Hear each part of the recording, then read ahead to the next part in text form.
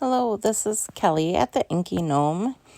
Thank you for joining me today. I am featuring the Joseph's Coat technique using a Miss Ink Stamps stencil, the Cheetah spots. Really fun. And I love using neon colored inks with a contrasting color like black or white. And that is a great thing to use for this technique because it is so bold and looks amazing finished with the finished product. So I pulled out these old neon ink pads I had from Hero Arts. There's a lot of fun brands that make neon inks right now.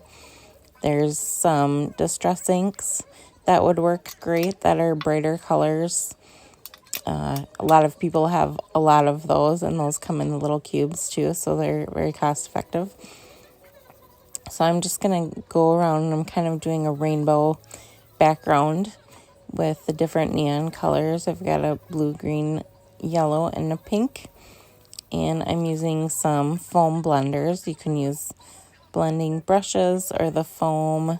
Whatever you like to use for ink blending works just fine. You'll notice I have a bigger brush applicator on the left there that I'm going to use when I'm doing the entire background over it in black. Those are really nice for doing a large area. I'm just loving using stencils right now. They're my favorite thing to do. There are so many techniques that you can do with them. You can get so many different looks. They're very inexpensive. Miss Ink Stamps has these single stencils like the one that I'm using today. Start at $6.99 and then there's go up from there. But all of the single ones start at $6.99. And then there's some layered sets, some fun sets with 4 stencils that go together, just all kinds of different things. And even the single stencil, there are so many things you can do with it. Just using different colors, different products with them can make them look completely different. So it's just such a fun thing to play around with. So I love how going together with these, blending together on the edges, and it doesn't have to be a perfect blend on this because you're covering up part of the background, so you're just trying to get some good color in there. But I love how bringing together the pink and the blue there brings out that purple as well. Such a fun look. It reminds me so much of tie-dyed stuff from my teenage years in the 80s and 90s. I think that's why I love these bright colors so much, because of when I grew up. So I have that Cheetah Spot stencil, and I used some pixie spray on it to make the back sticky, but you could also just tape everything down. And I'm just going to place that right over my inked background. Now you can do, besides ink blending on the background, you could do alcohol inks. You could use a fun patterned paper as the background that's more subtle, and use a subtle change in color over it to get a completely different look. But here I'm using a very bright background and then the dark black to use completely over it. I know you're thinking when you see this, oh no, what are you doing covering all that up? But you'll see when it comes up how amazing it looks. So I'm just going to take that and make sure you get really good ink application there all over the background through the stencil. Make sure it comes out that deep color in contrast. And I had I sped up this video so that it was around 10 minutes, but I just double timed it, so it actually was about 20 minutes, just under. So it is a fairly quick card.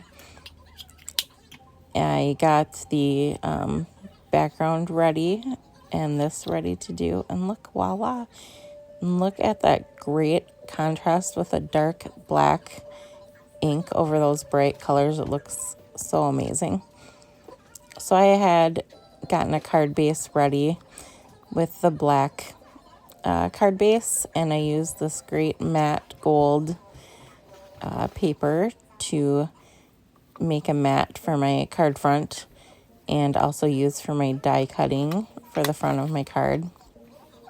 And I love with stenciled backgrounds, they're so beautiful, and you don't want to cover the entire thing up. So I love using those with just a simple die cut sentiment or foliage, leaves, a flower, things like that, so that it's still keeps that focus on that great background there that you have.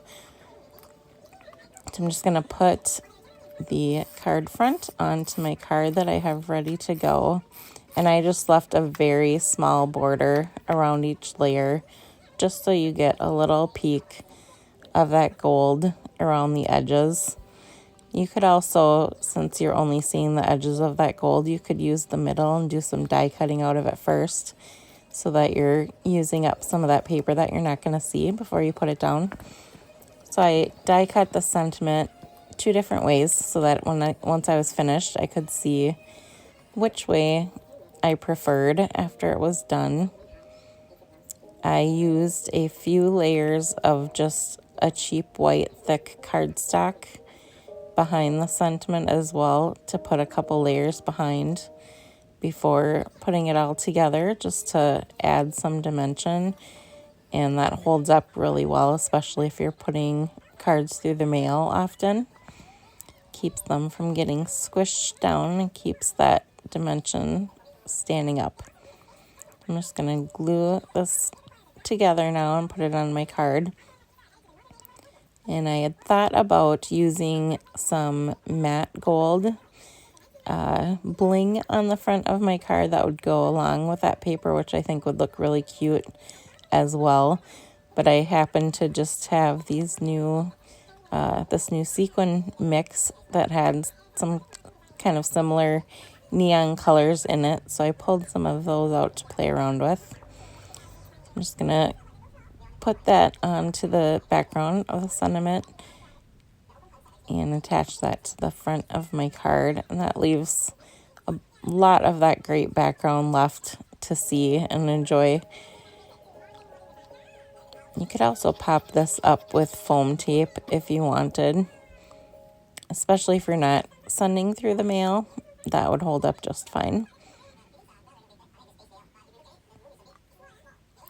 So get that on the middle there.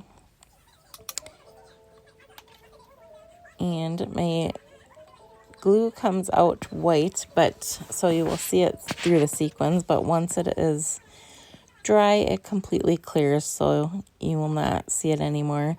I just like to kind of play around, put them in different areas and see what I think looks best. Sometimes just scatter them around. You could also put a couple on the sentiment in this case, since it's kind of a thicker area to work with. But I ended up kind of doing a top to bottom to bring the eye from the top left there of the card to the bottom right.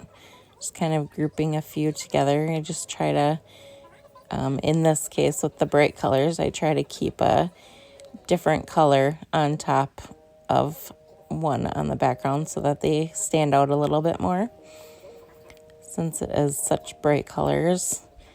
And I definitely want to be able to see both the sequins and the background.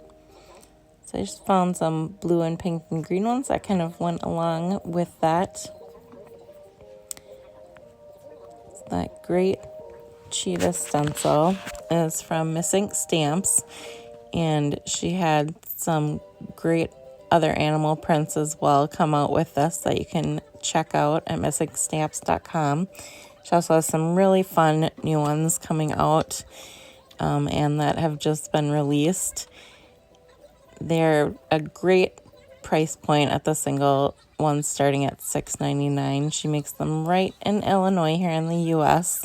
It's family owned and run, so that's amazing. She makes them right in her shop there. So please go check that out, and thank you so much for joining me today. I hope you have a wonderful day and try this technique and have some fun with it and share it with me. Thanks so much.